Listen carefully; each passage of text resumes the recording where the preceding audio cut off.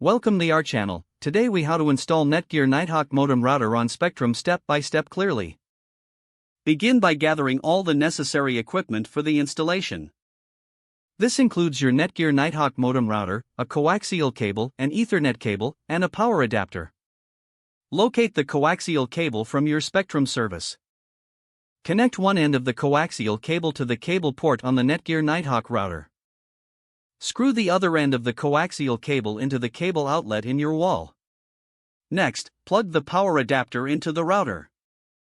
Then insert the other end of the power adapter into a wall outlet to power on the router. Wait for the power LED light to become solid green, indicating that the router is powered on. Now, take the Ethernet cable and connect one end to the Ethernet port on the router.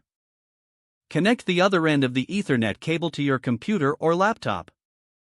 Once everything is connected, open a web browser on your device.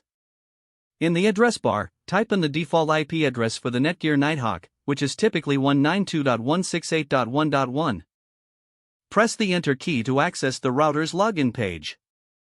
When prompted, enter the default username and password, often admin and password. Once logged in, follow the setup wizard to configure your internet connection.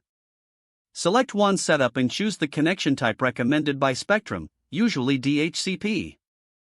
After the configuration, save your settings and allow the router to reboot if prompted. Once the router has rebooted, check the internet connection by opening a new tab in your browser. If you see a web page load, your installation is successful.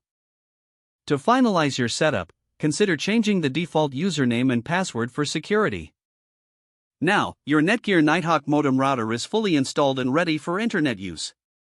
If the page does not load, refresh the browser or try again in a private or incognito window.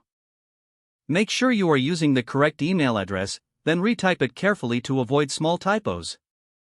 If your password is not accepted, use the reset option and create a new strong password you can remember.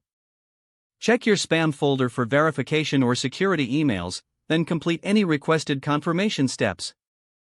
Enable two-factor authentication if available to improve account security and reduce unauthorized access risk.